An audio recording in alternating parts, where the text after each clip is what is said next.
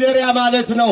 የኢየሱስ ክርስቶስ ማደሪያ 9 ወር ከ5 ቀን በማህፀኗ አድሯል። ከስጋዋ ስጋ ከነፍሷ ነፍስ ነስቶ በአጭር ቁመት በጠባብ ደረት ተወስኖ ከሷ ተወልዷል። ስለዚህ ድንግል ማርያም ታቦት ትባላለች።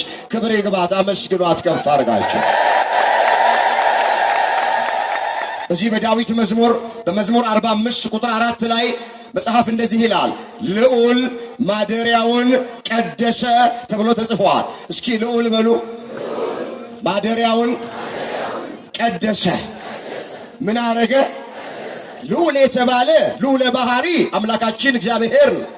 ማደሪያው የተባለች ድንግል ማርያም ወላዲት አምላክ ናት። ቀደሰ ማለት ለየ፣ አከበረ፣ መረጠ ማለት። ልዑል እግዚአብሔር ማደሪያው ድንግል ማርያም ወላዲት አምላክን ቀደሰ፣ አከበረ፣ መረጠ፣ ለየ።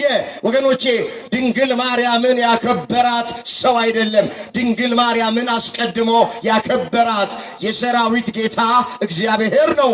እሱ ስላከበራት እኛም እናከብራታለን። ክብር ስጧት እስኪ ለእመቤታችን።